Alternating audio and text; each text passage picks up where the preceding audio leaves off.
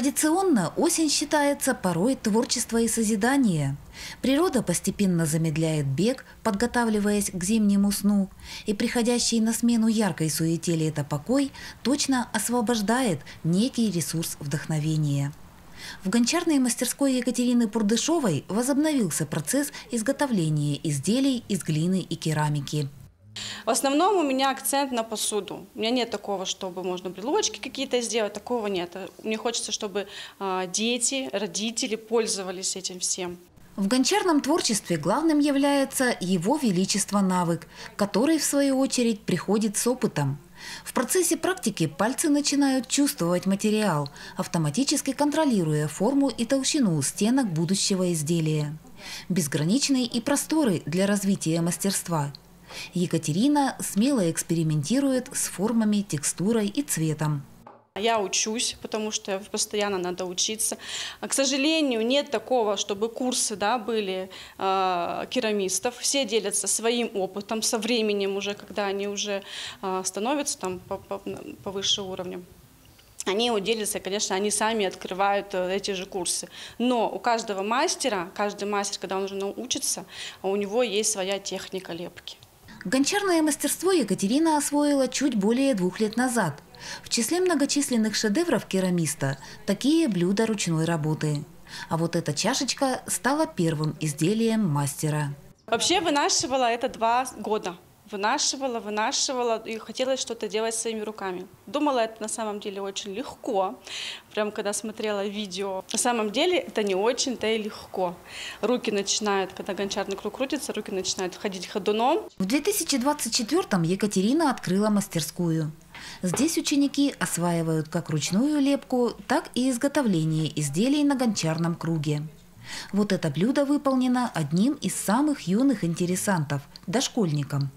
У меня здесь нет шаблонов, нет у меня, как нужно сделать кружку. Есть просто техника определенная, и уже по этой технике люди лепят. Но, например, из одного комка, даже если лепят кружку, из одного комка получаются абсолютно разные изделия, абсолютно разные, даже если соблюдать всю технику. По мнению мастера, эстетическая составляющая изделий, хотя и важна, но не первостепенна. Чудесная сила творчества состоит в самом процессе созидания. Глинотерапия полезна как детям, так и взрослым. Лепка помогает сбросить напряжение и снять стресс. К тому же каждое изделие получается уникальным. Когда руки с мозгом работают, во-первых, это очень помогает расслабиться. Люди расслабляются. Когда я сюда прихожу, беру глину, я уже забываю, что происходит. Можно мысли свои отключить от быта, соответственно. И просто взять, лепить и не думать о том, что получится, потому что руки сами лепят.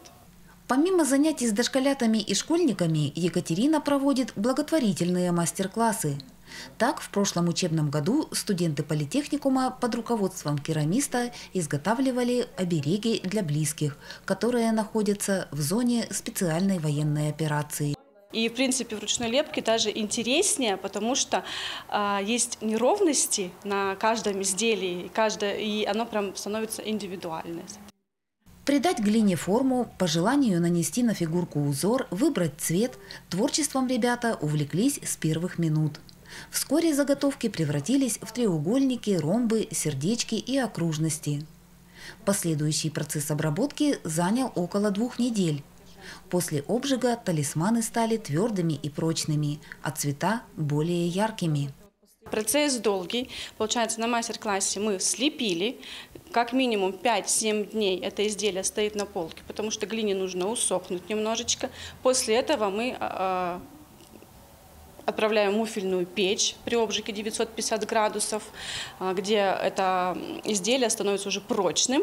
И после этого я покрываю глазурью прозрачной, для того, чтобы уже можно было в дальнейшем пользоваться этим изделием. Творчество – это личностное развитие, убеждена Екатерина. С ней полностью согласна Любовь Кокшенева.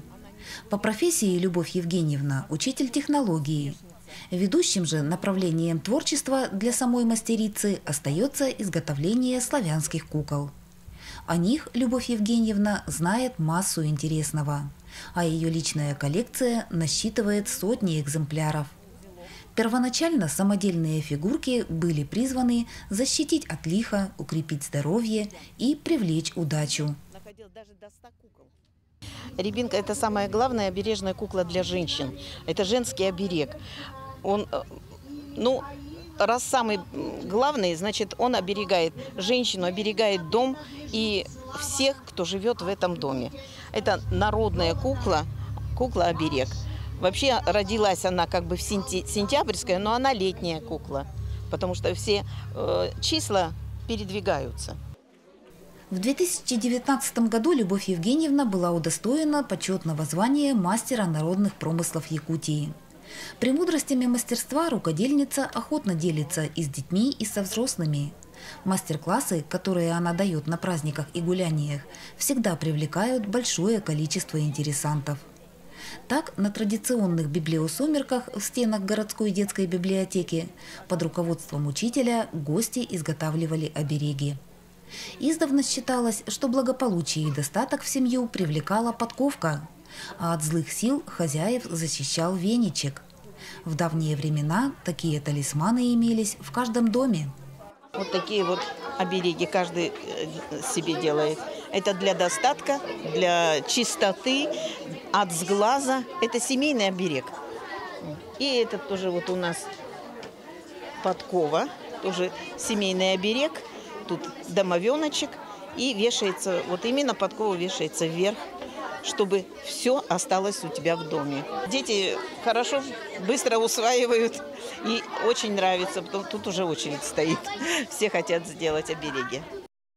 В библиосумерках Любовь Кокшенева принимает участие ежегодно. Минувшей весной гостья вечера, юные хозяюшки, под руководством учительницы освоили новые умения и навыки. Здесь кукла вырезается, она на картон одевается, вырезается, и можно сразу одеть ее полностью. То есть не отдельно, там кофточку, штанишки. Связать и сплести можно любую идею. В этом убеждена еще одна постоянная участница библиосумерек Ольга Федорова. В качестве доказательства она представила изготовленное своими руками кресло. Над ним Ольга работала 3 недели. А при определенной доле сноровки в течение часа вполне реально изготовить очаровательный шарфик или накидку. Я вообще с детства вяжу. Раньше носочки вязала, потом дети пока маленькие были, ничем не занималась. Потом стала развиваться, как-то стала простые игрушки вязать из пряжи, из плюшевой пряжи. Потом стала из мохера вязать. Появилось очень много в интернете информации. Вот, пледы, плюшевая пряжа. Все. Интересуюсь, развиваюсь потихоньку. Сколько шедевров создала из пряжи, Ольга не ответит. Изделиям она давно не ведет счет. Любителям же мягких игрушек и ценителям сувениров ручной работы особенно хорошо известны изготавливаемые мастерицей котята и котики. Они составляют большую часть ее личной коллекции. Ольга вяжет не только игрушки и одежду, но также различные мелочи и вещи, без которых в хозяйстве не обойтись. У меня вот в этой корзинке лежало все. Когда я связала, пока все это самое. Мне тут все лежало. И отпариватели, вещи лежали. Поставлю пустую на это сам, у меня кот на нее залезет, кот вообще от них балдеет.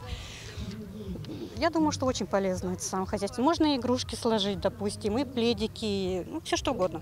Конечно, временные рамки мастер-класса не позволят взяться за создание масштабного изделия. Однако изготовить небольшую деталь, которая впоследствии станет частью панно, будет по силам каждому интересанту. Именно эта задача была предложена гостям библиотеки имени Некрасова на Библионочи. Мы делаем листья в стиле макраме, в технике макраме. Это очень просто. Вообще, любой, мне кажется, новичок справится. Самое такое. Я показываю азы, то есть, а дома уже люди могут до конца обработать, сделать, уже панно собрать. Я просто показываю, как листик сделать сам, основу. Этой же Библионочью поклонники декоративно-прикладного искусства могли своими руками изготовить обереги для бойцов, выполняющих задачи специальной военной операции. Эта работа требовала соблюдения ряда правил. А тонкости создания амулетов алданцам раскрывала Лариса Мрыхина. Почему его называют пятиглазым? Здесь вот участвуют все стихии, вот 4 стихии, да? 4.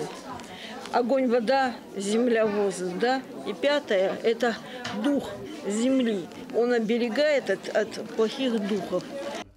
Поклонникам поэзии Лариса Мрыхина известна под именем Лоры Танаис. Автор множества стихотворений, является членом литературного общества «Вдохновение».